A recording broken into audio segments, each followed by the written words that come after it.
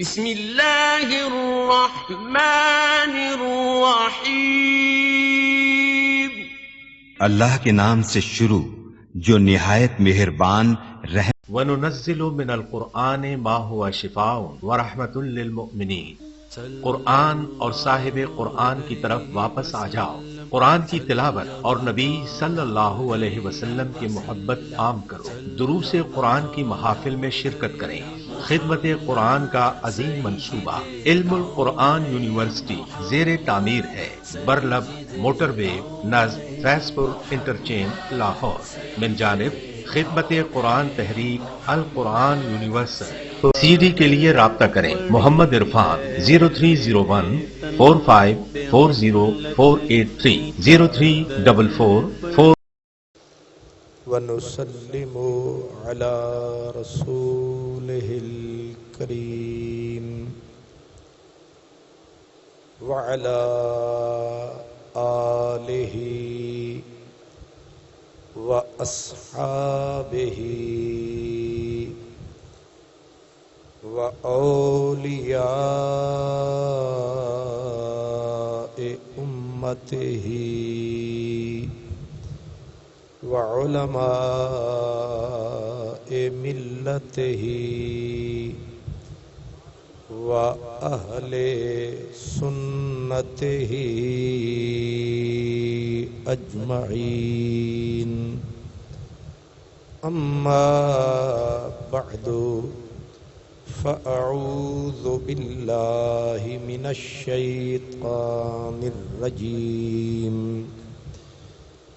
بسم الله الرحمن الرحيم.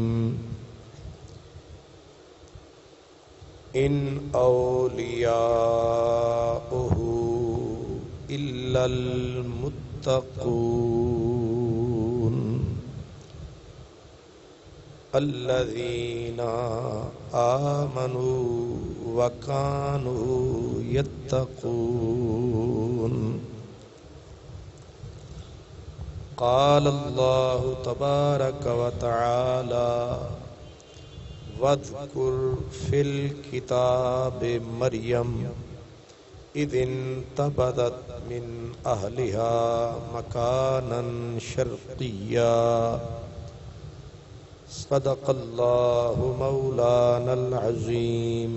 الصلاة والسلام عليك يا سيدي يا رسول الله وعلى آلك وأصحابك يا حبيب الله. مخدوم و محتشم برادر محترم حضرت قبلہ علامہ مفتی محمد اقبال چشتی صاحب، مہمانان گرامی قدر، برادران اسلام، یہ ماہ مبارک خصوصیت کے ساتھ اولیاء کرام کے ساتھ اس کی موافقت اور مناسبت زیادہ پائی جاتی ہے. خاص طور پر اس ماہ مبارک میں حضور داتا گنج بخش سیدنا علی حجویری رحمت اللہ علیہ اور حضرت سیدنا مجدد الفسانی شیخ سرہند رحمت اللہ علیہ، الشاہ امام احمد رضا قادری رحمت اللہ علیہ اور دیگر بہت سارے بزرگوں کا عرس اسی ماہ مبارک میں منایا جاتا ہے. حضرات گرامی، ولی اللہ تبارک و تعالی کا مقرب بندہ ہوتا ہے. ولی کا اصل ولایت کا معنی ہے قرب، ولی کا معنی ہوتا ہے قریب. اب یہ کس کے قریب ہوتے ہیں؟ تو ظاہر ہے بندہ جب اللہ کا قرب پاتا ہے تو وہ ولی کہلاتا ہے۔ مختصر یہ میں تعریف عرض کر رہا ہوں۔ حضرت امام فخر الدین رازی رحمت اللہ علیہ وہ فرماتے ہیں کہ ولی تو وہ ہوتا ہے جو اللہ کے قریب ہوتا ہے، لیکن ولایت نصیب کیسے ہوتی ہے؟ تو آپ فرماتے ہیں کہ بندہ اللہ کی عبادت، ریاضت، صدق اور اخلاص کے ساتھ جب کرتا رہتا ہے۔ عبادت کے ساتھ شرط ہے صدق کی، خلوص، اخلاص کی۔ اگر بندہ اللہ کی عبادت، ریاضت، اللہ کے آگے عاجزی، نیاز مندی، زاری، اخلاص کے ساتھ، صدق کے ساتھ کرتا رہتا ہے تو اسے اللہ کا قرب نصیب ہوتا ہے۔ اور اللہ تعالیٰ اسے قرب کیسے عطا فرماتا ہے؟ وہ فرماتے ہیں کہ جب اللہ پاک اپنے بندے کو اپنے سامنے عاجزی کرتے پاتا ہے، عبادت کرتے پاتا ہے، اس کا دل خلوص سے بھرا ہوتا ہے، تو اللہ کی رحمت خود بخود اپنے بندے کی طرف متوجہ ہونا شروع ہو جاتی ہے۔ گویا اس کے جذبات جو بندے کے سینے میں ہوتے ہیں وہ اللہ کی رحمتوں کو اپنی طرف کھینچنا شروع کر دیتے ہیں۔ مقناطیس اور لوہے والی کیفیت پیدا ہو جاتی ہے۔ اللہ تعالی اپنے کرم سے، کیونکہ اللہ مجبور نہیں ہے کہ کسی کو ضروری وہ قریب کرے، وہ اپنے کرم سے، اپنی مہربانی سے، اپنی عنایت سے، اپنی رحمت کے جذبے سے اپنے بندوں کو وہ قریب فرما لیتا ہے۔ جو ہی بندہ اللہ کا قرب پاتا ہے اس کو درجہ ولایت نصیب ہو جاتا ہے۔ اور ذہن میں رکھیں کہ بندہ مومن جب کلمہ پڑھتا ہے درجہ ولایت اسے بھی مل جاتا ہے۔ جیسے زینے ہوتے ہیں، سیڑھیاں ہوتی ہیں، درجے ہوتے ہیں، کلمہ پڑھنا خود ایک بہت بڑا درجہ ہے۔ جس بندے نے پڑھ لیا لا الہ الا اللہ محمد الرسول اللہ، اسے بھی ایک گنا ولایت مل گئی۔ آپ کہہ سکتے ہیں اس کی تسکین، تسلی کے لیے، تو بھی رنجیدہ خاطر نہ ہو، تو بھی ایک چھوٹے سے درجے کا اللہ کا ولی ہے۔ اس کے الٹ بھی ہوتا ہے، بندہ اللہ کا ولی ہوتا ہے، اللہ بندے کا ولی ہوتا ہے۔ مزہ تو تب ہے کہ دونوں طرف معاملہ چل رہا ہو۔ تو جو بندہ مومن ہے، کلمہ پڑھ لیا ہے، اسے بھی ایک چھوٹے سے درجے کی ولایت نصیب ہو گئی۔ وارث شاہ بیڑا پار تیرا، کلمہ پاک زبان تے آیا۔ اب اس کلمے کے بعد آپ نے آگے ترقی کرنی ہے، رکنا نہیں ہے۔ اس کا طریقہ میرے اور آپ کے آقا صلی اللہ علیہ وآلہ وآلہ وسلم، آپ ارشاد فرماتے ہیں کہ میرے مالک کا فرمان ہے کہ میرا بندہ نوافل کے ذریعے، فرائض کے ذریعے میرے قریب ہوتا رہتا ہے، وہ اخلاص کے ساتھ میرے سامنے جھکتا ہے، مجھے مناتا ہے، کبھی سجدوں کی شکل میں، کبھی کسی سے محبت کرنے کی شکل میں۔ نیکیوں کے روپ مختلف ہیں، کبھی کسی کو سلام کیا درجہ بڑھ گیا، کبھی کسی بھوکے کو روٹی کا نوالہ کھلایا درجہ بڑھ گیا، کبھی کسی بھولے ہوئے کو رستہ بتایا درجہ بڑھ گیا۔ صرف سجدے کرنے سے ولایت نہیں مل رہی۔ حضور غوث پاک فرماتے ہیں کہ اگر اللہ تعالی ساری کائنات اٹھا کر میری جھولی میں رکھ دے، مجھے مالک بنا دے، میں ساری کائنات کو روٹی بنا کے مخلوق کو کھلا دوں گا۔ اس لیے کسی کا بوجھ اٹھانا مطلب کسی کی تکلیف رفع کرنا، اس سے بھی درجات نصیب ہوتے ہیں۔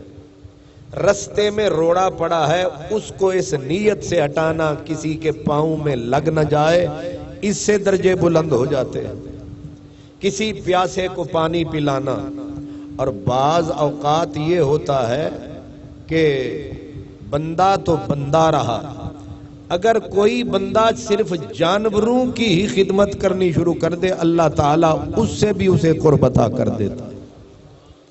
اور جانوروں میں بھی شرط کوئی نہیں ہے، بس زندگی اس میں ہے۔ آپ کسی کتے، کسی بلی، کسی جانور کی بھی اگر آپ خدمت کر رہے ہیں، نیت یہ ہے کہ مخلوق تو میرے مولا کی ہے، پیدا تو اسے میرے مالک نے کیا ہے، تو اللہ تبارک و تعالی اس سے بھی بندوں کو درجات عطا فرما دیتا ہے۔ غرضے کہ خیر کا کوئی کام، نیکی کا کوئی بھی کام، شرط صرف اس میں وہی ہے اخلاص، خلوص کے ساتھ اللہ کی رضا کے لیے۔ وہ چھوٹے سے چھوٹا کام ہے، وہ چھوٹا نہیں، وہ بہت بڑا کام ہے۔ اس لیے نیکی کی تلاش، خیر کی تلاش، اچھائی کی تلاش، وہ کسی بھی درجے میں ہے، بندہ کرتا رہتا ہے۔ اللہ تعالیٰ ارشاد فرماتا ہے، یہاں تک کہ میں اس بندے سے محبت کرنا شروع کر دیتا ہوں، یا مجھے اس بندے سے محبت ہو جاتی ہے۔ جب مجھے پیار ہو جاتا ہے تو پھر میں اکیلا اس سے پیار نہیں کرتا، میں اس کو پیارا بنا دیتا ہوں، یعنی اس کو میں پیار کے قابل بنا دیتا ہوں۔ اب حدیث پاک میں یہ آتا ہے کہ اللہ جبریل کو بلاتا ہے کہ جاؤ آسمان کے کونے کونے میں منادی کرو کہ فلاں بندے سے اللہ کو پیار ہو گیا ہے، لہذا تم بھی اس سے پیار کرو۔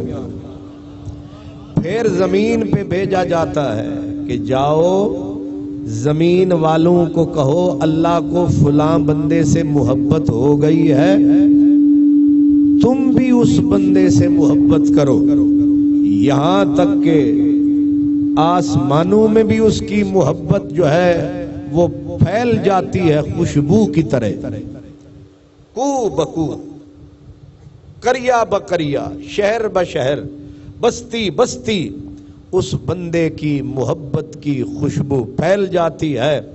جن کے مسام اللہ کرے بند نہ ہوں، اب ظاہر ہے آواز لگی، جن کے کان کھلے تھے انہوں نے سن بھی لی، فیض بھی پا لیا، لیکن جن کے کان بند تھے وہ ظالم محروم رہے، خوشبو مہکی، لیکن جن کے ناک بند تھے وہ خوشبو سے، وہ آپ سمجھتے ہیں کہ یہ قدرت کا نظام ہے۔ تو اللہ تبارک و تعالیٰ کے جو بندے ہیں جب اللہ کے قرب میں جاتے ہیں، ان کی محبوبیت، ان کی مقبولیت اللہ تبارک و تعالیٰ مخلوق میں عام کر دیتا ہے۔ پھر وہ محبوب خدا بھی ہوتے ہیں اور محبوب خلق خدا بھی ہوتے ہیں۔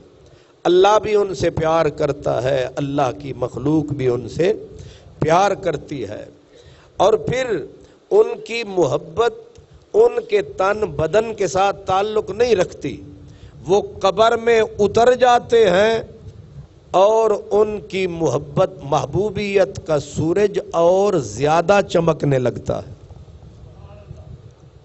آپ غور کریں، آپ نے دیکھا ہوگا کہ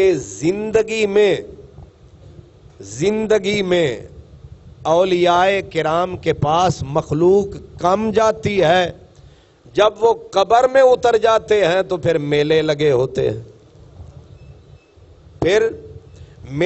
ہوتے ہیں۔ مجھے نہیں معلوم کہ داتا صاحب جب ہوں گے دنیا میں تو کیا یہی جم گھٹا ہوگا، کیا یہی رونق ہوگی؟ عین ممکن ہے اس سے بہت کم ہو، لیکن جو ہی وہ قبر میں اتر گئے، اس کی وجہ لکھی ہے امام غزالی نے. وہ کہتے ہیں یہ معاملہ کیا ہے. پوچھا گیا ایک بزرگ سے کہ اللہ کا ولی دنیا میں جب ہوتا ہے اس وقت زیادہ فیض دے سکتا ہے یا جب دنیا سے چلا جاتا ہے پھر فیض دیتا ہے زیادہ؟ انہوں نے کہا مرنے کے بعد زیادہ فیض دیتا ہے، حالانکہ الٹ ہونا چاہیے. انہوں نے کہا وجہ کیا ہے؟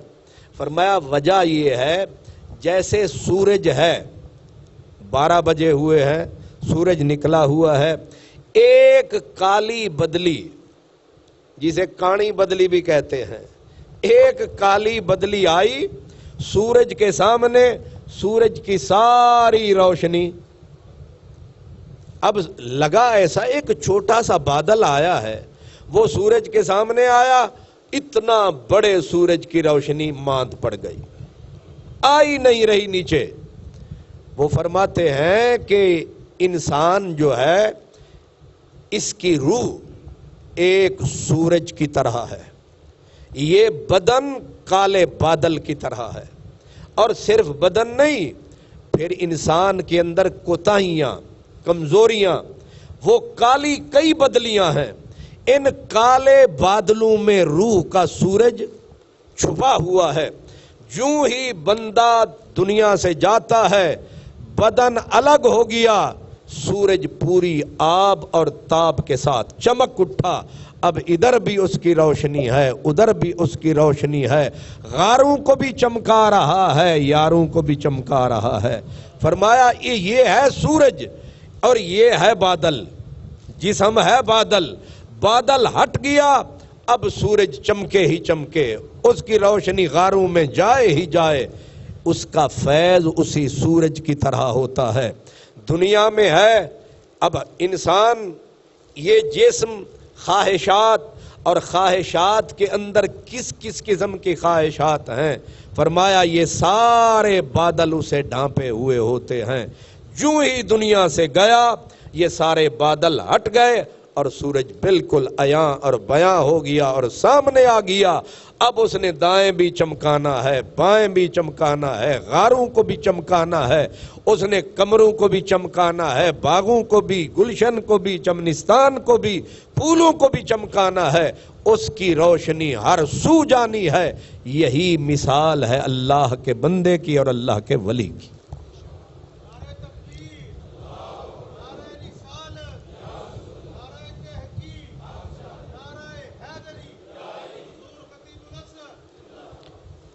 بندگان خدا کی ڈیوٹی کیا ہوتی ہے؟ حضرت داتا صاحب رحمت اللہ علیہ آپ کی زندگی کے بارے میں کہ آپ اس دنیا میں جب تھے آپ نے اپنے اوقات کو کس طرح تقسیم کیا ہوا تھا، آپ وقت کس طرح گزارتے تھے، یہ چیز میرے لیے آپ کے لیے سب سے زیادہ قابل غور ہے. آپ دن رات اللہ جانے اور بندہ جانے، راتیں جو ہوتی ہیں اللہ اور بندے کے درمیان راز ہوتا ہے کہ بندے نے کتنی عبادت کی، بندہ کتنا جاگا، بندے نے کیا کیا. لیکن دن کو پتا ہونا چاہیے کہ بندہ کر کیا رہا ہے. حضرت داتا صاحب رحمت اللہ علیہ کے بارے میں ان کی زندگی کے 2 حصے ہیں. ایک یہ ہے کہ جب وہ لاہور تشریف لائے ہیں، پہلا تو آپ کو سنتے رہتے ہیں 40 سال داتا صاحب سیر و سیاحت ہی کرتے رہے ہیں. میں اس کو دوسرے لفظوں میں عرض کر دوں کہ سیر و سیاحت کا مطلب یہ ہے کہ داتا صاحب 40 سال تعلیم حاصل کرنے کے بعد 40 سال تک داتا صاحب رحمت اللہ علیہ اپنا آپ سنوارتے رہے ہیں، اپنا آپ تیار کرتے رہے ہیں کہ میں نے لوگوں کے سامنے جانا ہے تو تیار ہو کے جانا ہے. اللہ اکبر. یہی چیز نبی پاک کی زندگی کی طرف سے ہمیں ملتی ہے کہ نبی کریم صلی اللہ علیہ وسلم کی عمر گرامی 63 سال ہے، چند دن کم و بیش. آپ نے تقریباً جو ہے وہ 23 سال مخلوق کے اوپر صرف کیے اور 40 سال اپنی ذات پہ صرف کیے کہ آپ کی ذات 40 سال تک آپ نے نبوت کا اعلان نہیں کیا. کیوں نہیں کیا؟ رہے مکے والوں کے سامنے، چلتے رہے، کھاتے رہے، پیتے رہے، بیٹھتے رہے، بولتے رہے، شادیاں ہوئیں، آنا رہا، جانا رہا، سب کچھ رہا، لیکن 40 سال آپ خاموش کیوں رہے؟ یہیں سے یہ نقطہ ملتا ہے کہ بندگان خدا پہلے اپنی عمر کو اتنی سیکل کر دیتے ہیں کہ ان کی زندگی میں ایک جادو کی کیفیت پیدا ہو جاتی ہے. پھر جب معاشرے میں آتے ہیں تو اپنی ذات پہ زیادہ وقت لگایا، پوری کائنات پہ تھوڑا وقت لگایا اور کائنات کا نقشہ بدل لیا. داتا صاحب رحمت اللہ علیہ نے 40 سال اپنی ذات پر لگائے اور ٹوٹل 30 سال انہوں نے لاہور میں آ کے لگائے. کتنے؟ ہمارے ہاں جماعتیں ہیں، کوئی 70 سال سے کام کر رہی ہے، جماعتیں، کارکن، دفاتر پوری دنیا میں پھیلے ہوئے ہیں، نتیجہ صفر. داتا صاحب اکیلے چند ایک ساتھی ساتھ ہوں گے، آپ آئے اور 30 سال میں آپ نے کایا پلٹ دی. 40 سال ادھر والے ذات کے لیے اور 30 سال ادھر والے باقی کائنات کے لیے، وہ بھی 2 حصوں میں بٹتے ہیں. آپ نے لاہور میں آ کر پہلا غالب حصہ آپ نے تعلیم میں صرف کیا، تدریس میں صرف کیا. اوقات کی ترتیب یہ تھی، صبح نماز پڑھاتے اور پھر پڑھانے کے لیے بیٹھ جاتے. آپ دوپہر تک پڑھاتے تھے اور اس کے بعد آپ کچھ آرام فرماتے. ظہر سے لے کر عصر تک پھر آپ کا دوسرا سیشن شروع ہو جاتا تھا. تعلیم تدریس ختم، اب تبلیغ کا سیشن شروع، جس میں اہل ایمان، اہل علم، مزید جیسے علماء آتے، ان کے ساتھ آپ اپنے دین کی ڈسکشن فرماتے. پھر عصر سے مغرب تک وقفہ ہوتا، کوئی آ رہا ہے دعا کے لیے، خیر طلب کرنے کے لیے. مغرب سے بعد آپ کے وقت کی ترتیب یہ تھی، غیر مسلموں کو یا بلاتے اور کبھی ضرورت آپ سمجھتے تو غیر مسلموں کے پاس چل کے بھی جاتے تھے. یعنی آپ کے دن کا جو تقسیم تھی وہ 3 حصے تھے. پہلا حصہ آپ کا جیسے میں نے کہا تعلیم تدریس، دوسرا حصہ تبلیغ اور تیسرا حصہ غیر مسلموں کے لیے آپ نے مختص کر رکھا تھا. اور آپ ایک ایک دن درجنوں آدمی آپ کے ہاں آ کے کلمہ پڑھ لیتے تھے. 30 سال کے اندر جو کایا پلٹی ہے، اب باقی رہی رات، وہ جانے بندے کی ذات اور جانے رب کی ذات. حضرت میاں محمد بخش رحمت اللہ علیہ آپ فرماتے ہیں کہ رات پوے تے بے دردانو نندر پیاری آوے تے درد مندانو یاد سجن دی ستیاں آن جگاوے. آپ لکھنے کا کام بھی کرتے، پڑھانے کا، قرآن پاک الگ پڑھاتے، تفسیر پڑھاتے، حدیث پڑھاتے، فقہ پڑھاتے. اور آپ فقہ حنفی پڑھاتے تھے خصوصیت کے ساتھ. آپ اس کے بہت بڑے دائی تھے، مضبوط دائی تھے فقہ حنفی کے. یہ جو ہمارا طریقہ ہے یہ فقہ حنفی ہے، اور فقہ حنفی کے آپ مضبوط مبلغ تھے. اور آپ کے بارے میں ہے کہ آپ صرف کتابوں سے عبارتیں نقل کر کے دنیا کو نہیں پہنچاتے تھے، آپ بہترین مجتہد تھے. جب قرآن مجید کی کوئی آیت لکھتے پھر اس پہ گفتگو کرتے، حدیث لکھتے اس پہ گفتگو کرتے، فقہ کی کوئی بات لکھتے اس پہ گفتگو کرتے. پھر آپ ایک بہت بڑے محدث، بہت بڑے مفسر، بہت بڑے فقیہ اور بہت بڑے صوفی. اللہ تبارک و تعالی نے آپ کو مجمع البحرین بنایا تھا، یعنی آپ کی ذات پر علم اور عمل کا دریا، دونوں دریا آ کے جمع ہو گئے تھے. اور یہی حال حضور غوث پاک کا ملتا ہے کہ آپ صبح کی نماز پڑھاتے، دوپہر تک غوث پاک کے بارے میں ہے کہ آپ 11 یا 12 علوم کے درس عطا فرماتے. ظہر سے لے کر عصر تک حضرت غوث پاک صرف قرآن پاک کے لیے وقت دیتے. صرف ساری توجہ ظہر سے عصر تک قرآن مجید پہ ہوتی. صرف قرآن کے طالب آتے, قرآن سمجھنے والے آتے, قرآن پڑھنے والے آتے. حضرت غوث پاک کی عصر سے مغرب تک, جیسے میں نے آپ کو عرض کیا, جتنے فتوے آتے تھے غوث پاک تمام دنیا کے فتاوا کے جواب دیتے تھے. ایک ہی وقت میں مدرس بھی, ایک ہی وقت میں مفسر بھی, ایک ہی وقت میں فقیہ بھی, ایک ہی وقت میں بہت بڑا صاحب کلام بھی, ایک ہی وقت کے اندر بہت بڑا مجود اور قاری بھی, ایک ہی وقت میں بہت بڑا مرشد اور کامل پیر بھی, ایک ہی وقت میں بہت بڑا مفتی بھی. اور جب مغرب کی نماز ہو جاتی پھر غوث پاک بیٹھ کے دعائیں مانگتے تھے.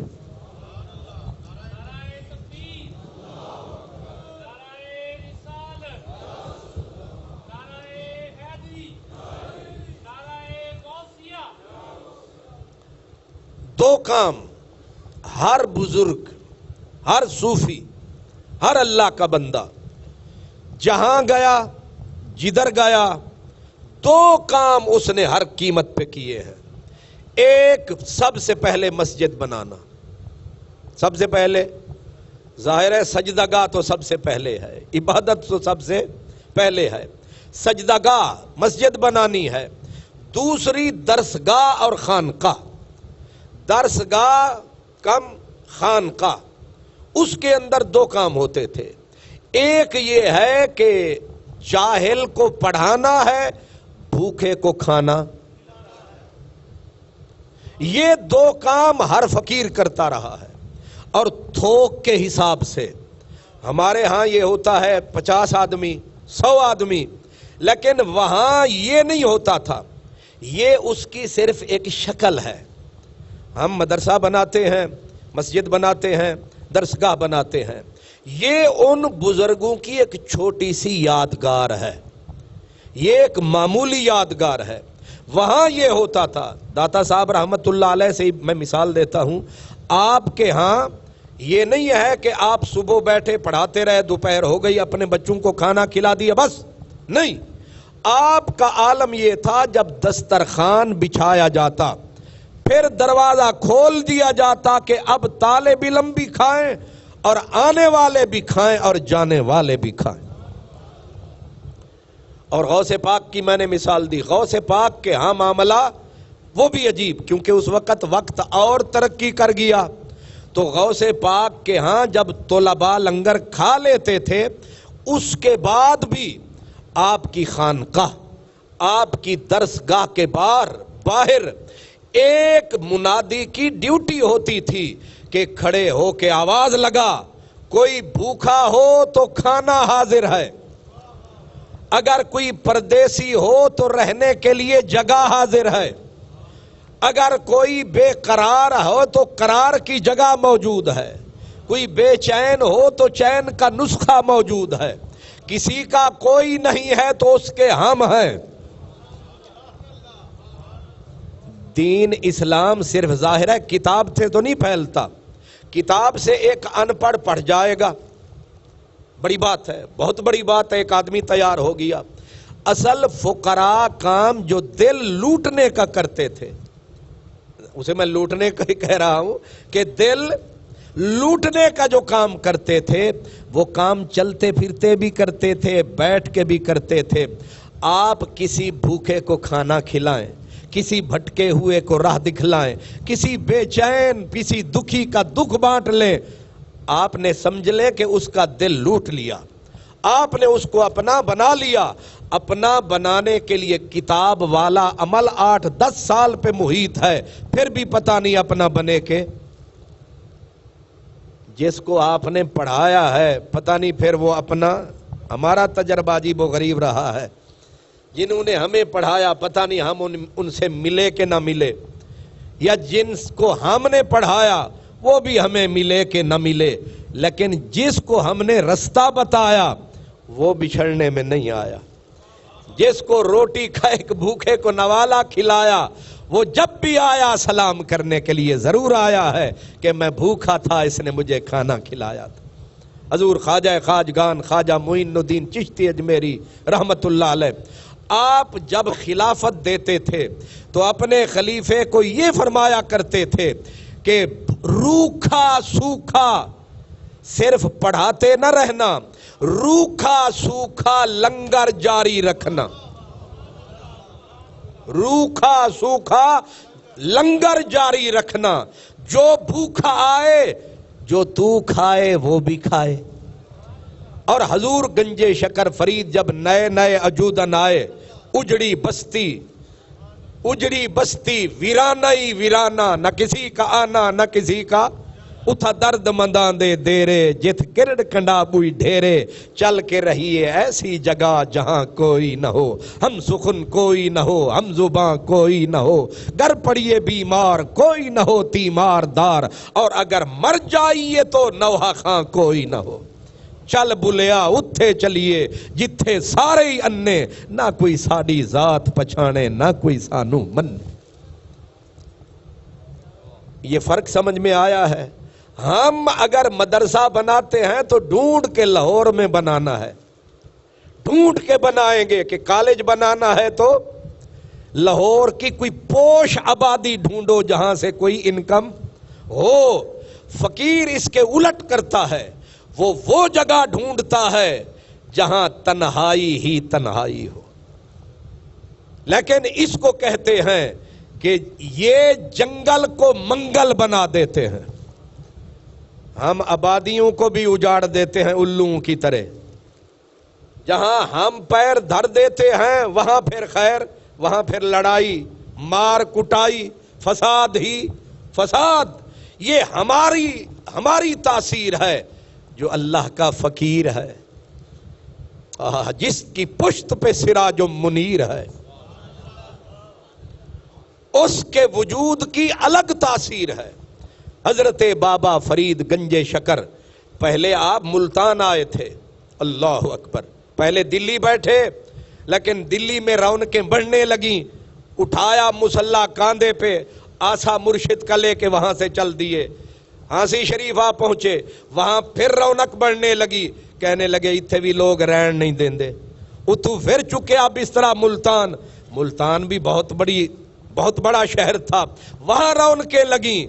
اماں کو کہا، اماں کی قبر وہاں، ابے کی قبر ملتان شریف، یہ جو ملتان ہے جہاں آج کل نیا اڈا بنا ہے، اس سے کوئی 11-12 کلومیٹر مشرق کی طرف بستی کا نام پہلے کھتوال تھا، آج کل ہے کوٹھے وال۔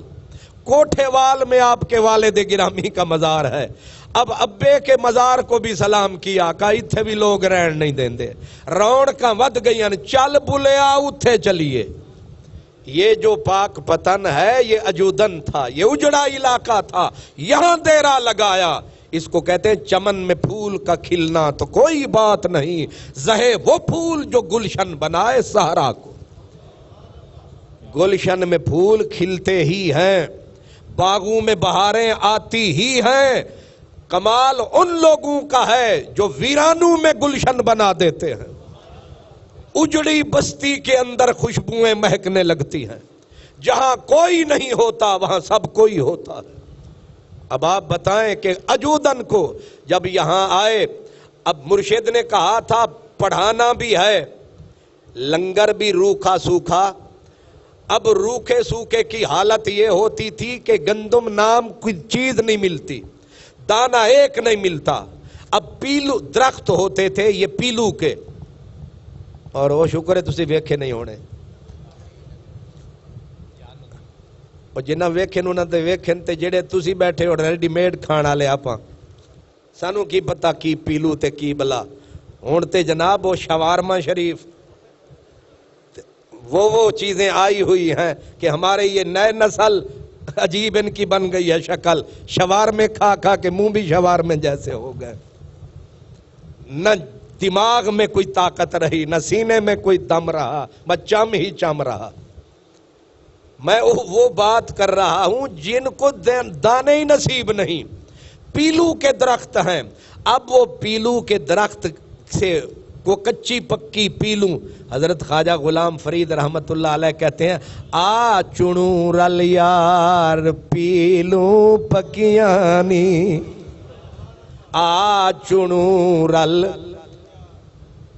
اے درخت ہوندہ ہے اکثر ویرانے میں پیلو کا درخت، اور یہ جس وقت کچا ہوتا ہے چھوٹا سا گول، جب ذرا پکا ہو جاتا ہے پھر اس کا رنگ کئی بدلتا ہے، رنگ بڑے عجیب، اس طرح کا رنگ بھی اس کا ہو جاتا ہے. اب جو بکریاں چرانے والے، ظاہر ہے گھر سے روٹی تو کوئی دینے نہیں آئے گا، سارا دن ویرانے میں رہنا ہے، یہ پیلو توڑ توڑ کے پھر کھایا کرتے ہیں.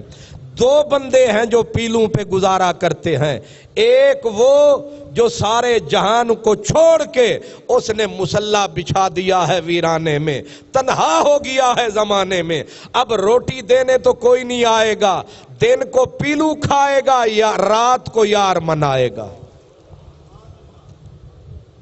اللہ اکبر.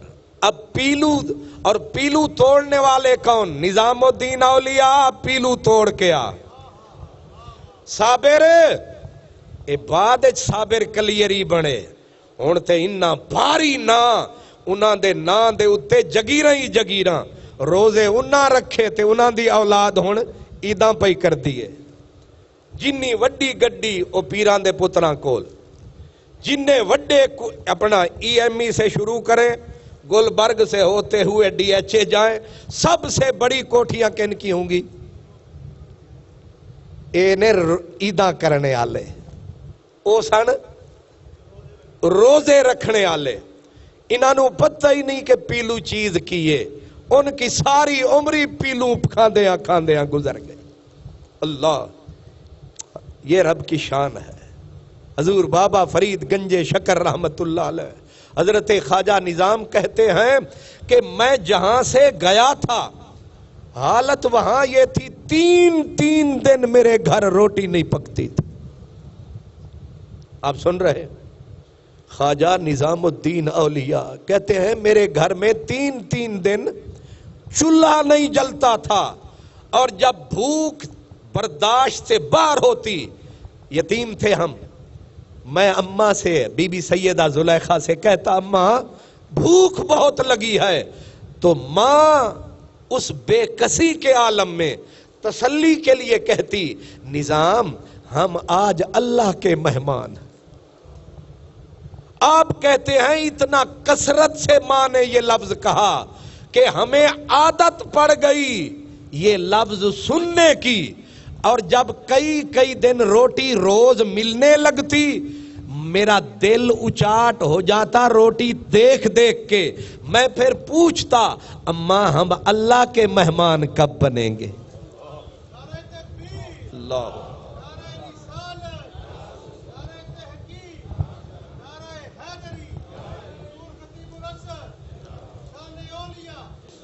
اللہ اکبر. حضور مجدد الفسانی کا عرس آج ہی غالباً 27 تاریخ ہے، آج 27 ہے. حضرت مجدد پاک آپ جانتے ہیں 10ویں صدی میں جب طوفان آیا تھا، اسلام کو ہند سے دیس نکالا دے دیا گیا تھا. دنیا یہ سمجھ بیٹھی تھی، لوگوں نے گھٹنے توڑ کے بیٹھ گئے تھے لوگ کہ اب اسلام پلٹ کر ہند میں نہیں آئے گا، اب اسلام یتیم ہو گیا، اب اسلام نے واپس نہیں آنا. یعنی اتنی تباہی ہوئی تھی. بسم اللہ. مسجدیں استبل میں بدل دی گئی. اتنا بڑا ظلم. گھوڑے باندھ دیے گئے، گدھے باندھے گئے مسجد میں. دور کس کا ہے؟ مسلمان بادشاہ کا، اکبر کا دور ہے. مسجدیں مندر میں بدل دی گئیں. اس سے بھی بڑا ظلم ہوتا ہے کہ مسلمان بادشاہ ہو، علماء چیف جسٹس عالم دین ہے، صدر و صدور عالم دین ہے، اور علماء کو اتنی پاور بھی حاصل ہے کہ چاروں طرف علماء ہیں اس کے، اکبر کے، لیکن دین کی بے بسی کا یہ عالم ہے، بے کسی کا یہ عالم ہے. مسجدیں مندروں میں بدل دی گئیں. اگر کوئی مسلمان گائے ذبح کرتا، بادشاہ کا آرڈر تھا اس کی انگلیاں کاٹ ڈالو. گائے آج جو کچھ مودی کے دور میں ہو رہا ہے اس سے بدتر دور اکبر کا تھا. بادشاہ کا آرڈر تھا جو گائے ذبح کرے اس کا ہاتھ کاٹ ڈالو. کیوں اس نے ذبح کی؟ بادشاہ کا آرڈر تھا کہ آج کے بعد محمد صلی اللہ علیہ وسلم یہ لفظ میرے دیوان خانے میں مجھے سنائی نہ دے. اس کے کئی خادم اور نوکر تھے، کسی کا نام یار محمد، کسی کا نام دین محمد. اس نے کہا ان کا نام بدلو یا انہیں میرے دیوان خانے سے نکال دو. اور نبی پاک کے دین کا مذاق اڑانے کے لیے ایک بدبخت راجہ برہمداس غالباً تھا. وہ پلید آدمی جیسے آج کل کے کنجر ہوتے ہیں، وہ کنجر تھا، میراثی تھا، لیکن وہ سپیشل ہندو نے ڈالا تاکہ حضور کا مذاق اڑائے، انبیاء کا مذاق اڑائے، قرآن کا مذاق اڑائے، مسجدوں کا مذاق اڑائے. پھر اس کا نام بدلا گیا اس کنجر کا. اس کا نام مصاحب یعنی سپیشل جیسے مشیر ہوتا ہے وہ بنایا گیا. اس کا نام تو میں نے بتایا. پھر اس کا نام بدل کے رکھا گیا راجہ بیربل. اور بیربل کی تصویر یہ کھینچی گئی، بڑا دانشور، بڑا ذہین و فتین آدمی. جہاں علماء ذلیل ہو رہے تھے، علماء دین اسلام، بادشاہ برسر مجلس حضور کے معراج کا مذاق اڑاتا، کبھی سرکار کے میلاد کا مذاق اڑاتا، خود بادشاہ، اور پھر کہہ لگتے میرے نبی کے خلاف. آپ مجھے بتائیں اس قیامت کو، اس محشر کو، پھر اپنا اس خزاں کے موسم کو بہار میں بدلنے والا وہ کون ہے؟ آج ٹکے ٹکے کا آدمی یوٹیوب پہ باندروں کی طرح ناچ کے کہتے ہیں بابے کیا کرتے ہیں، بزرگ کیا کرتے ہیں. میں کہتا ہوں میرے پیارے بھائیوں، مدرسہ بہت بڑی شے ہے، علم بہت بڑی شے ہے، اس کی تعلیم بڑی شے ہے، لیکن اصل تو نتیجہ دیکھنا ہے.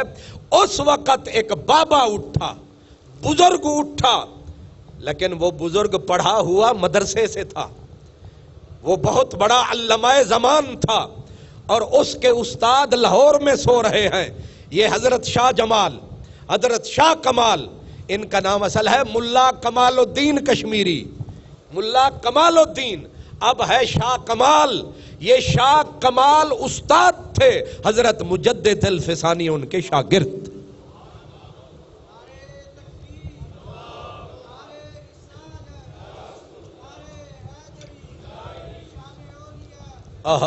لاہور کی دھرتی کیا دھرتی ہے، کیا سرزمین ہے. یہ حضرت شاہ کمال سیالکوٹ میں پڑھاتے تھے. کہاں پڑھاتے تھے؟ سیالکوٹ میں. وہاں مسجد ہے، بہت بڑی مسجد ہے، مسجد ملا کمال الدین.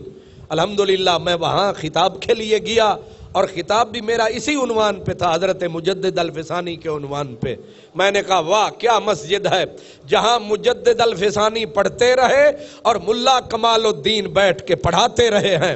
اور پھر استاد کو بھی سلام ہے، لیکن استاد کو جانتا کوئی نہیں، حالانکہ شاہ کمال ہے. پتہ ہی کسی کو نہیں کہ شاہ کمال استاد ہے، مجدد الفسانی شاگرد ہے. لیکن واہ شاگرد. اور شاگرد کا حال کیا ہوتا تھا؟ لاہور میں آپ فرماتے میں آتا، میرے کپڑے پھٹے ہوتے، ٹاکیاں لگاتا، ٹاکیاں پھر پھٹ جاتی، اور دو دن روٹی کوئی نہیں ملتی، میں مانگ کے کھاتا تھا. سیالکوٹ میں کبھی لاہور میں. اور ایسے نہیں لاہور کی حضرت مجدد صاحب نے تعریف کی، یہاں کے سوکھے ٹکڑے لاہور کے کھائے ہیں. پھر آپ اس منزل پہ پہنچے، جب منزل پہ پہنچے پھر لاہور آئے. فرمایا لاہور جیسے ولیوں میں کتب ہوتا ہے، شہروں کے اندر اگر کتب دیکھنا ہو وہ شہر لاہور ہے، وہ شہر لاہور.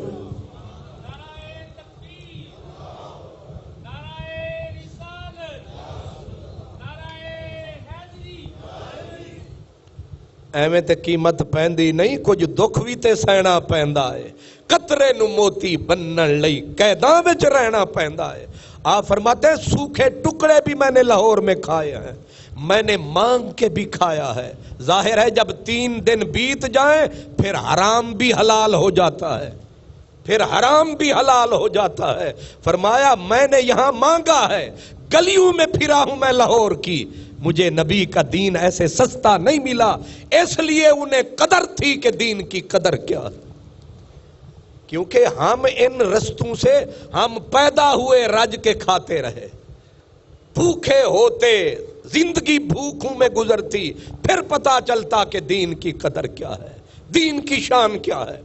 اور صرف یہ نہیں حضرت مجدد الفسانی، حضرت یہ جو سلسلہ اویسیہ ہے، ایک بزرگ ہے حضرت خواجہ محکم الدین سیرانی، خواجہ حضرت قبلہ عالم خواجہ نور محمد مہاروی، یہ دونوں کتنا بڑے نام ہے، قبلہ عالم، قبلہ عالم حضرت شاہ سلیمان توسوی جیسے، جس کے دروازے کے اوپر سودا سلف لینے کے نوکر ہیں۔ شاہ سلیمان توسوی رحمت اللہ علیہ، پیر مہر علی شاہ کا دادا پیر، اس کی ڈیوٹی ہے جا ماچس لیا، جا دال لیا، اے دالاں لین آلے تے روٹیاں کٹھیاں کرن آلے، آجو شاہ سلیمان پیر پٹھان، ان کے مرشد کا نام ہے خواجہ نور محمد قبلہ عالم، قبلہ عالم اور خواجہ محکم الدین سیرانی۔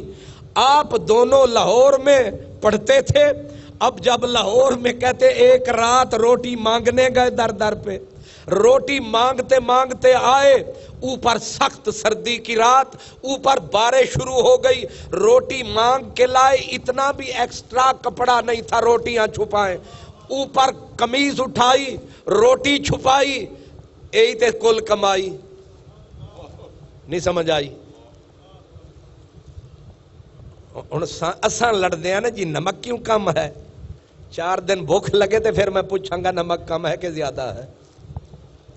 کہتے ہیں روٹی قمیص کے نیچے چھپائی، محکم دین سیرانی اور قبلہ عالم کہتے ہیں اب ہم تو روٹیوں کو ڈھانپنے کے چکر میں تھے، گرے جو حضرت محکم الدین سیرانی نالی میں، یہاں تک سیدھا اندر، روٹی کو سینے سے لگا رکھا ہے کہ ساڑی خیرے کتھے یار بھوکے نہ مر جان۔ وہ ایک ہی شلوار تھی، پھٹ بھی گئی، گندے پانی میں اٹ بھی گئی۔ اب محکم دین سیرانی کہتے ہیں وہ یارا دانت بھی کھڑکنے لگے ہیں سردی سے، اور چادر بھی کوئی نہیں ہے، تو روٹی بچا۔ اس نے کہا اکیلا چھوڑ کے تجھے کیسے جاؤں، کہا پھر کوئی نلکا ڈھونڈ، کہا نلکا شلکا کوئی نہیں، ایک کنویں پہ گئے، مشکل سے ڈول نکالا، اوپر سردی یخ اور ٹھنڈا پانی ڈالوں، اس کے دانت کھڑکے۔ اب وہ کہے یار کس دکھ میں آ گئے ہیں، تو صدا آئی جیڑ ان مع العسر یسرا فان مع العسر یسرا، جنہیں حقیر سمجھ کے بجھا دیا تو نے، یہی چراغ جلیں گے تو روشنی ہوگی۔ آج انہی لوگوں کا صدقہ ہے کلمہ پڑھ رہے ہیں، قرآن مجید پڑھا جا رہا ہے، سجدے کی توفیق مل گئی ہے، ہمارے گھر آباد ہیں، ہمارے بچے ہمارا احترام کرتے ہیں، ہم اللہ تبارک و تعالیٰ کا نام سکون سے لیتے ہیں، اس کے رسول پہ درود پڑھ لیتے ہیں، بھوک نہیں ہے، ننگ نہیں ہے، وہ پرانا سا ہمارا رنگ نہیں ہے۔ یہ ساری برکتیں کن کی ہیں؟ یہ برکت ہے علی حجویری کی، یہ برکت ہے خواجہ اجمیری کی، یہ برکت ہے بابا فرید کی، یہ برکت ہے حضرت مجدد الفسانی کی، یہ برکت ہے نور محمد مہاروی کی۔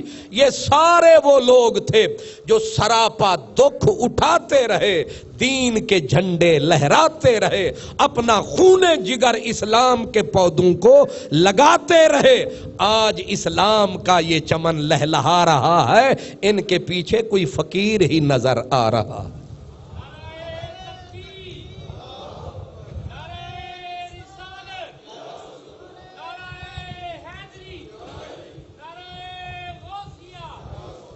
اللہ اکبر۔ آپ نے غور فرمایا، یہ بزرگ ہیں، یہ بابے ہیں، آج کل اس لفظ کو گالی بنایا جائے، بابے، بزرگ، یہی بابے ہیں، یہی بزرگ ہیں جن کے دم قدم سے ہمارے اس اسلام کے چمن میں بہار ہے۔ آج آپ اور ہم، ہمارا دین بچانے والے، میرے نبی کے یہ نوکر، یہ خادم، میں نے مثال دی آپ کو صرف حضرت مجدد الفسانی کی کہ اکبر بادشاہ اتنا طاقتور جس کا نام ہے مغل اعظم، اس کو کہتے تھے اکبر اعظم، جب باہر نکلتا تھا تو جتنی بھی رعایا تھی فوراً سجدے میں گرتی تھی۔ ایک آدمی کہتا تھا اکبر، دوسرا کہتا جلا جلالہ، نہیں سمجھ آئی؟ سیدھا اللہ کا نام بیچ میں سے ختم، اور پھر یہ بدبخت دنیا کو سے یہ سجدہ کرواتا، خود سور اپنے خاص محل میں کتے رکھے ہوئے تھے، سب سے پہلے اٹھ کے صبح ان کی زیارت کرتا تھا۔ اسلام کے سوا ہر مذہب اس نے داخل کیا، اور یہاں تک مورخین لکھتے ہیں، ملا عبد القادر وہ خود اس دور کا اپنا منتخب التواریخ ہے غالباً، وہ کہتے ہیں کہ مٹی کے ذرے سے لے کر سورج تک اکبر ہر چیز کو پوجتا تھا۔ نہیں سمجھ آئی؟ مٹی کے ذرے سے لے کر سورج تک، ایون کہ یہ بدبخت گوبر، جانور کی گوبر کے نکلے ہوئے کیڑوں کو بھی پوجنا شروع ہو گیا۔ اسلام سے نفرت انتہا کو پہنچ گئی، گھر کے اندر ہندو رانیاں داخل کی، اسلام لوگ کہہ اٹھے اب اسلام ہند میں پلٹ کر کبھی نہیں آئے گا، کبھی نہیں آئے گا۔ لیکن میرے رب نے کرم فرمایا، وہ جو حضرت اقبال نے کہا آیا ہے یورش تاتار کے افسانے سے، پاسباں مل گئے کعبے کو صنم خانے سے۔ اللہ تعالیٰ نے اسی دھرتی سے وہ مرد حق آگاہ، حق پرست پیدا کیا، جس نے ہر دکھ سہا، ہر ظلم سہا، ہر ستم سہا، لیکن حق ہی حق کہا۔ یہاں تک کہ اکبر مرا، جہانگیر آیا، اور جہانگیر نے جس وقت بلایا تو روش یہ ہے جو بھی آئے پہلے سجدے میں جائے، اور آپ کو جب بلایا گیا اس نے کہا یہ بندوں کو سجدہ نہیں کرتا، یہ اللہ کو سجدہ کرتا ہے، لیکن اس کی گردن کو جھکانا ہے، اس کو اس چھوٹی کھڑکی سے لاؤ، کم از کم سر یوں کرے گا، سر یوں تو ہو جائے گا۔ جب آپ کو بلایا گیا اس نے کہا انہیں جانا، انہیں مانا، نہ رکھا غیر سے کام، للہ الحمد میں دنیا سے مسلمان گیا۔ آپ جب کھڑکی سے گزرنے لگے آپ نے ایک یہاں پکڑا، پہلے ایک پاؤں پھر دوسرا پاؤں، سر نہیں جھکایا، پہلے پاؤں کو گزار کے جب فقیر یوں آیا فرمایا تجھے سجدہ کرنے کی تمنا ہے اور میں کسی بندے کو خدا کے سوا سجدہ کرنا جانتا ہی نہیں ہوں، تو جتنا ترلے کر لے۔ آخر کار قلعہ گوالیار میں ڈال دیا گیا، جیل میں ڈال دیا گیا، لیکن اس یوسف زندانی نے، اس پرانے بزرگوں کی نشانی نے، اس مجدد الف ثانی نے اس پوری کی پوری جیل کے ہندو سکھ جتنے تھے کلمہ پڑھا کے مسلمان کر ڈالے، اور قرآن مجید کی صدائیں گونجنے لگی جیل کے اندر کہ یا صاحب السجن ارباب متفرقون خیر ام اللہ الواحد القہار۔ اب جب انٹیلیجنس والے گئے کہ حال دیکھیں مولوی صاحب کی طبیعت ٹھیک ہوئی کہ نہیں، جب اندر گئے ادھر بھی تلاوت ادھر بھی تلاوت، ادھر سجدہ ادھر سجدہ، وہ جتنے تھے وہ سکھ وہ بھی پڑھے لا الہ الا اللہ، رام رام والے کریں الا اللہ۔ اب وہ بھاگے باہر، انہوں نے کہا بادشاہ ظلم ہو گیا، تم نے تو بھیجا تھا کہ شکار ہوگا، وہ شکار نہیں وہ شکاری ہے، وہ شکار نہیں ہوا وہ شکاری ہے۔ اندر جا کے دیکھ، اندر چھاونی نہیں خانقاہ بن چکی ہے، اندر جیل نہیں درسگاہ بن چکی ہے، اندر جیل نہیں مسجد بن چکی ہے۔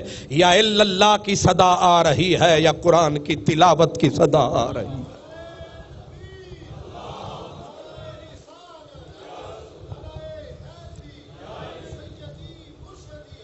اللہ اکبر.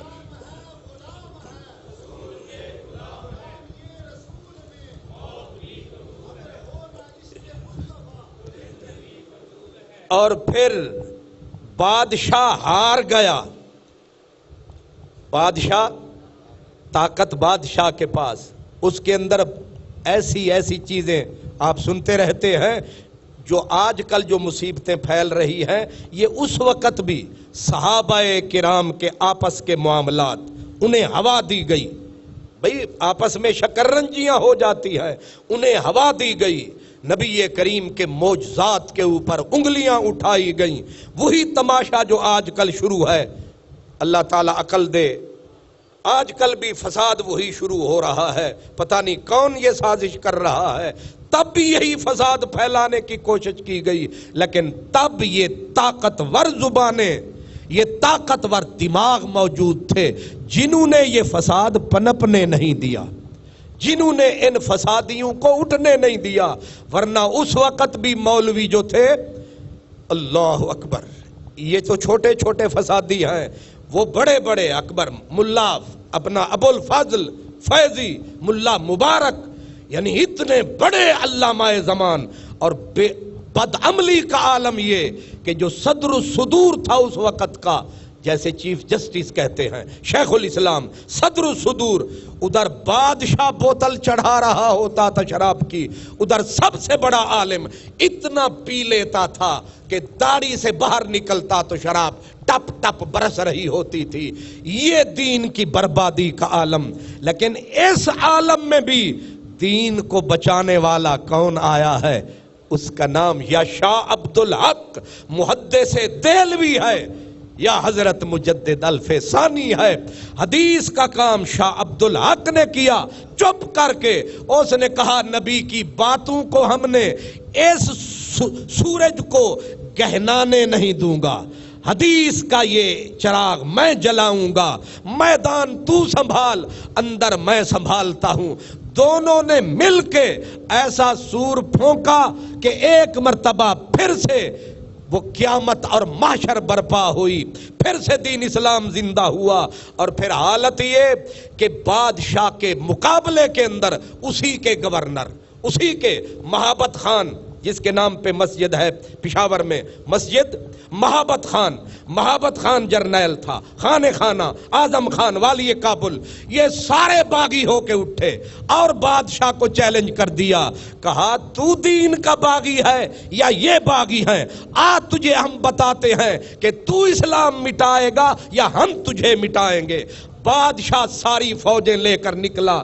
یہ جا کے جہلم دریا کے کنارے پہ آگے آئے مجدد الفسانی کے غلام جو پڑھتے تھے درود و سلام، اور ادھر نکلا شہنشاہ جہانگیر. دونوں کی ہوئی ٹکر. قدرت نے وہی کیا، جا الحق وزہق الباطل، حق آیا باطل وہ گیا. بادشاہ گرفتار ہوا، ملکہ نور جہاں گرفتار ہوئی. بادشاہ کو رسوں میں جکڑا گیا، جکڑ کے پکڑ کے ڈال دیا گیا قید خانے میں. اور پیغامبر بھیجے گئے، لجپال مولانا تشریف لائیے، تخت حاضر ہے. آپ کی آنکھوں میں آنسو آئے، شکر الحمدللہ کر کے پیغام دیا، بادشاہ کو آزاد کر دو، ملکہ کو آزاد کر دو، اور میرا آرڈر ہے انہیں تخت پہ پھر بٹھا دو. اس کو کہتے ہیں وہ تخت سکندری پر تھوکتے نہیں ہیں، بستر لگا ہوا ہے جن کا تیری گلی میں. وقت کے قدموں میں کلندر نہیں گرتا، ٹوٹے جو ستارہ تو زمین پر نہیں گرتا. گرتے ہیں سمندر میں بڑے شوق سے دریا، لیکن کبھی دریا میں سمندر نہیں گرتا. آپ نے فرمایا تمہیں کس نے کہا ہے کہ احمد تخت کا بھوکا ہے؟ فرمایا تخت کا بھوکا نہیں ہوں، اپنے نبی کے دین کی رونق کا بھوکا. جہانگیر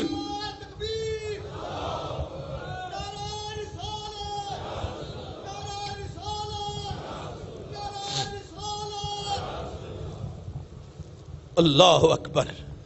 اب بادشاہ کو اپنی اوقات کا پتہ چلا، اور یہ بھی اسے پتہ چلا کہ دنیا کے بھوکے اور ہیں جنہوں نے محمد عربی کا مکھڑا دیکھا ہے.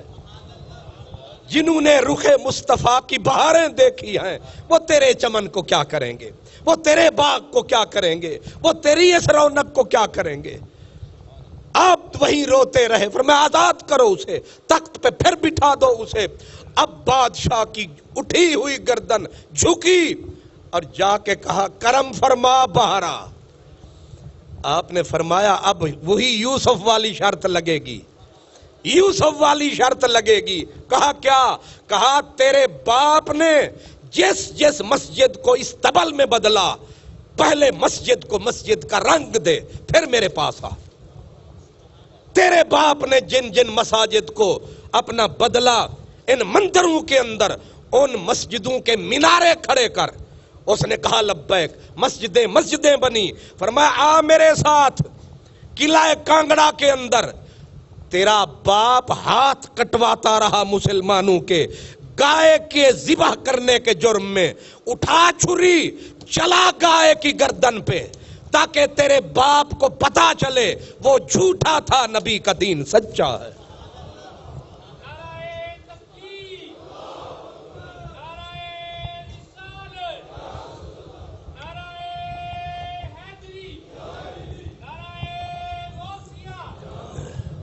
جی نقشہ بدلا کہ نہیں بدلا، نمونہ بدلا کہ نہیں بدلا۔ پھر سے ایک مرتبہ بت کدائے ہند، صنم کدائے ہند ایک مرتبہ پھر اسلام کی آماج گاہ بنا۔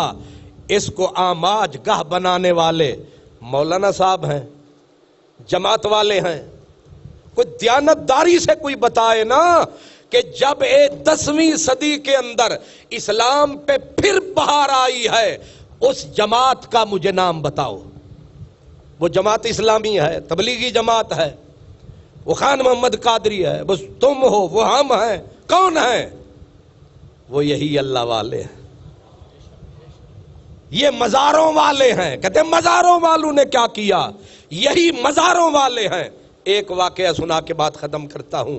واقعہ بڑا عجیب ہے اور ظاہر ہے میرے دل کے قریب ہے۔ ہر کسی نو اپنا یار سونا لگتا ہے۔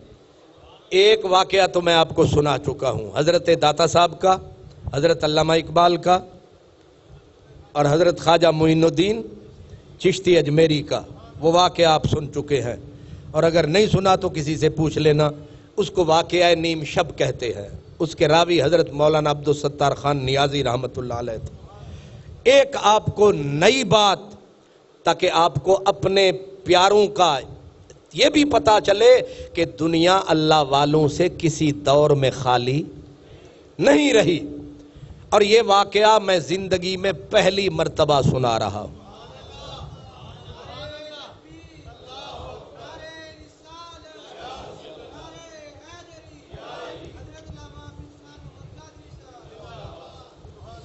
اور پوری تصدیق کے بعد سنا رہا ہوں، پوری تصدیق کے بعد۔ میرے مرشد گرامی، میرے استاد محترم، ہر اللہ کے بندے کے اوپر انگلیاں اٹھانے والوں نے انگلیاں بولیا عاشق ہویوں رب دا تے ملامت ہوئی لاکھ، لوکی تینوں کافر کافر آکھ دے تے توں آہو آہو آہو۔ میرے مرشد کا نام ہے حضرت قبلہ جسٹس پیر محمد کرم شاہ۔ آپ کا ایک ڈرائیور ہے، اس کا نام ہے محمد صدیق، اس کے پنڈ کا نام ہے میلووال۔ میلووال ہے تحصیل بھلوال، تحصیل بھلوال سے آگے ادھر آئے نا پھلروان، پھلروان کے بالکل 2-3 کلومیٹر پہ ہے میلووال، وہاں کے وہ رہنے والے ہیں محمد صدیق صاحب۔ وہ کہتے ہیں کہ ایک مرتبہ حضرت قبلہ پیر کرم شاہ رحمۃ اللہ علیہ کے ساتھ میں کلیر شریف گیا۔ کلیر شریف حضرت صابر کلیری رحمۃ اللہ علیہ، ان کے مزار پر شام ہوئی اور انہوں نے کہا اب آپ باہر نکلیں، ہم نے تالا لگانا ہے، آرڈر یہ ہے۔ حضرت قبلہ پیر محمد کرم شاہ صاحب نے ان کو کہا، جو خدام تھے، آپ مہربانی کریں آج کھلا رہنے دیں، نصیب سے ہم لوگ پاکستان سے آئے ہیں۔ انہوں نے کہا آرڈر بڑے سخت ہیں۔ آپ نے کہا کیا اس طرح ہو سکتا ہے؟ تم ہمیں اندر داخل کر کے باہر سے سانو اندر ہی ڈک دیو. انہاں آکھیا اے ہو سکتا ہے, ظاہر ہے نظرانہ تھوڑا سا ہوگا, تسی اندر تے اسی باہر. انہوں نے ہمیں اندر داخل کیا, باہر سے تالا لگائے. محمد صدیق کہتا ہے کہ اب آپ نے مجھے ایک جگہ کہی, یہاں دیوار سے ٹیک لگا کے تو بھی جو پڑھتا ہے پڑھتا رہے, میں ذرا حاضری دوں. اب وہ کہتا ہے کہ حاضری شروع ہوئی, 1 گھنٹہ گزرا. جب گھنٹے سے معاملہ اوپر گیا تو میں نے دیکھا کہ اچانک آپ بھی سفید کپڑے تھے, ایک سفید رنگ کی ٹوپی تھی. آگے میں نے دیکھا کہ ایک بندہ آپ ہی کے مقابل میں ان سے بھی سفید براق کپڑے, اور ایک دوسرے سے مذاکرات. باہر سے تالے. وہ کہتا ہے کہ میں ویکھ دیا ہی میرے تے توتے اڈے تے آیا پسینہ. میں آکھیا ربا تالے تے سارے بند, اے بندہ چھت پھاڑتے آیا, کدھر سے آیا؟ خیر میں اسی حیرت کدے میں غرق. اور میں جب 1-1.5 گھنٹہ اور گزرا, میں دیکھتے دیکھتے اسی پسینے کے عالم میں اونگ جو لگی, پھر آنکھ کھلی, ایک تیسرا ان سے بھی اعلیٰ بندہ. وہ کہتا ہے کہ اب میں نے بھی پیر کرم شاہ صاحب کا ڈرائیور تھا, اور جتنا بھی خلیفہ گیا گزرا ہوئے, 2 دن بھی بندہ کسی دن نال روٹی کھا لے, کچھ نہ کچھ رنگ چاڑی جاندہ ہے. میں بھی ڈرائیوری کرتا رہا ایک عمر کا حصہ. اب میرے حالات میرے قابو سے باہر, زبان ہلا نہیں سکتا, اور پھر آنکھوں کو ہاتھ لگاؤں بار بار, میں ستا کے جاگدا, کپڑا ماروں آنکھوں کو کہ میں ستا تے نہیں, خواب تے نہیں, لیکن پھر اپنے آپ کو یقین دلاؤں کہ میں خواب میں نہیں جاگ رہا ہوں. پسینوں پسین, حالت اس سے بھی ابتر. کہتا ہے کہ پھر میں نے اپنی آنکھیں مسلنے لگا کہ کہیں میں واقعی خواب میں ہوں. اب جو ہاتھ اٹھایا چوتھا بندہ ان 3 سے بھی اعلیٰ. پوری چکور میز کانفرنس لگی ہوئی ہے, اور وہ جیسے خسر پھسر ہوتی ہے کہ جڑے ہیں نا عام انہاں نو خاصاں دی گل عامہ اگے نہیں مناسب کرنی. وہ چاروں کی چار آپس میں لگے ہوئے ہیں, اور آواز مجھ تک نہیں آتی, شکلیں تو نظر آ رہی ہیں. وہ کہتا ہے کہ اب آدھی رات ڈھلی تو پھر میرے ہوش جس وقت جو تھے وہ اس سے بھی ابتر ہوئے, اور اچانک میں نے دیکھا کہ مجھے پھر خود ہی اونگ آئی. جب اونگ آئی, آنکھ کھلی, تے پھر اوئی کلے دے کلے, کوئی نہیں انہاں دے رلے, پھر اوئی ساڑھے سائیں کلے دے کلے. کہتے ہیں کہ تہجد کا وقت ہوا, اب میں کانپ رہا ہوں. آپ اٹھے اور آ کر میرے کاندھے کو پکڑا, کاندھے کو پکڑ کے ہلایا. خیری نا؟ انہیں آکھے کتھے خیر ہے, جتھے تواڈا پیر ہے اتھے کتھے خیر ہے. ہن پوچھ دے خیر ہے؟ مینوں پھڑکا پھڑکا کے مار چھڈیا جے. پوچھ دے ہن خیر ہے؟ آپ نے فرمایا کہ صدیق پہلا لفظ اے تیرے تے میرے درمیان گل رہے گی, تیرے تے میرے درمیان اے گل رہنی ہے, میرے جیوندیاں اے راز باہر نہیں جانا چاہیے. تے آپ اے آخ دے رو پے, تے میں ہاتھ جوڑ کے وعدہ کر لیا کہ کسے نو نہیں دساں گا. اب کے آ کے اس نے کہا کہ کہیں میرے بھی مرنے کے دن قریب ہیں, اب مجھے اجازت ہے میں راز والوں کو راز بتا دوں. اس نے بہت سارے ہمارے علماء کو جمع کیا, کلمہ شریف پڑھ کے اس نے کہا یہ امانت آپ کے حوالے کر رہا. اب کہتا ہے کہ جس وقت صبح ہوئی اور وہ نشہ نہ مجھ سے اترا نہ ان سے اترا, ہم دونوں مستی میں تھے, تو میں نے کہا وقت بڑا گولڈن ہے, اب پوچھ سکتا ہوں پیر صاحب سے، پاکستان وڑ گئے تے اتھے بدل جانے نے، اتھے ہی نہ مینو پلو نہیں پھڑانا۔ میں آکھیا اے وعدہ تساں تے لے لیا کہ میں دساں کسے نو نہیں، ہن تسی بھی وعدہ کرو جے میں پوچھاں تے تسی مینو سچی دسو گے؟ ہے نا نال گزارن والا؟ چکر پورا چکر دیتاس کہ نہیں؟ سیدھا پوچھدا تے پتہ ہی نہیں لگنا سی، انہوں نے چکر دیتا کہ میں گل پوچھاں تے دسو گے، وعدہ کرو۔ انہاں آکھیا وعدہ، انہاں نو کی پتہ یہی پوچھن لگا، انہیں ٹھک آکھیا، انہیں آکھیا رات والے تساں تے کلے بیٹھے ہو تے ترے کون سن؟ اے پھر پوری انجمن کے میں بڑھ گئی، تسی تے کلے بیٹھے سو۔ آپ کے اب ہونٹ کانپنے لگے، کپ کپانے لگے کہ تو نے یہ پوچھنا تھا۔ کہا ہن وعدہ کر چکے ہو، تہاڈی مرضی، توڑو یا توڑ نبھاؤ۔ انہوں نے کہا وعدہ ہے لیکن یہ تو نے راز رکھنا، راز رہے گا، بتاؤ تو صحیح۔ فرمایا جو تو نے پہلا بندہ دیکھا تھا پہلی نظر میں وہ حضرت صابر کلیری تھے، اور جو دوسرا بندہ تو نے دیکھا تھا وہ خواجہ معین الدین اجمیری تھے، اور جو تو نے سب سے بڑا سپرمین دیکھا تھا نا، سب سے چڑھ کے بیٹھا تھا بابا، اس کا نام ہے حضرت داتا علی حجویری تھے۔ اللہ اکبر، اللہ اکبر، سبحان اللہ۔ کیا عظیم لوگ ہیں۔ ہر دور میں یہ سورج چمکتا رہا ہے، ہر دور میں میرے نبی کے دین پہ بہار رہے گی۔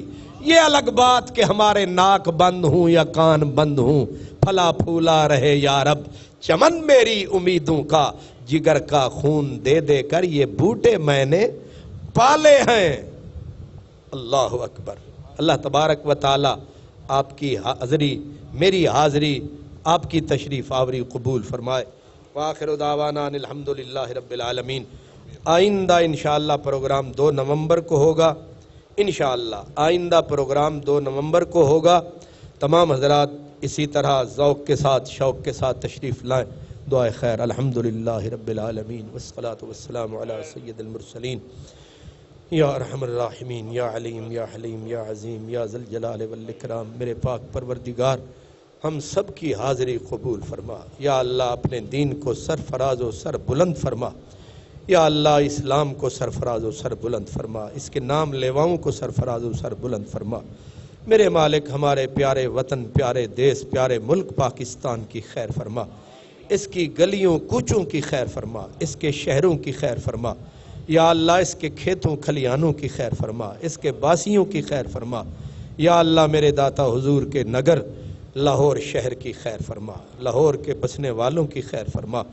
یا اللہ ہم نے تیرے پاک باز بندوں کی عزت و عظمت کی تکریم کا ذکر کیا، میرے اللہ ان کے فیضان سے ہم سب کو حصہ عطا فرما۔ میرے اللہ جتنے اہل ایمان دنیا سے چلے گئے ان کی قبور کو پر نور فرما، درجات کو بلند فرما۔ جناب میاں صاحب کے والدین اور ان کے برادر محترم یا اللہ اور دیگر جتنے ہمارے اہل ایمان کے بھائی جو بھی ہمارے عزیز پیارے ماں باپ دنیا سے چلے گئے، سب کی بخشش فرما۔ میرے اللہ سب کی کمی کوتاہیاں معاف فرما۔ میرے اللہ ہم سب کو وقت آخر کلمہ شریف کی دولت نصیب فرما۔ میرے مالک صدقہ کملی والے کا یا اللہ ہمارے پیارے دین اسلام کے خلاف جہاں بھی کوئی سازش ہو رہی ہے، میرے اللہ اس کو ناکام کرنے میں ہماری مدد فرما۔ یا اللہ ہماری مدد فرما، یا اللہ ہماری مدد فرما۔ میرے اللہ یہ خیر کا سلسلہ ہمارے بزرگوں نے، بھائیوں نے شروع کر رکھا ہے، یا اللہ ہم کوتاہ دست اور کوتاہ فکر بھی ہیں، اس معاملے میں بھی ہماری مدد جاری رکھ۔ یا اللہ یہ خیر کے سلسلے جاری رہیں، ہمارے یہ بزرگ، ہمارے یہ بھائی، ہمارے یہ علماء کرام ہماری سرپرستی فرماتے ہیں، میرے اللہ ان کی توجہ ہماری طرف مبذول رہے، ہماری زندگی تک یہ خیر کا کام جاری رہے۔ ربنا تقبل منا انک انت، اور جتنے میرے مالک بیمار ہیں سب کو صحت عطا فرما، خیر عطا فرما، کرم عطا فرما۔ اللہم صلی علی سیدنا و مولانا محمد وعلی آلہ و اصحابہ اجمعین، آمین۔ لا الہ الا اللہ۔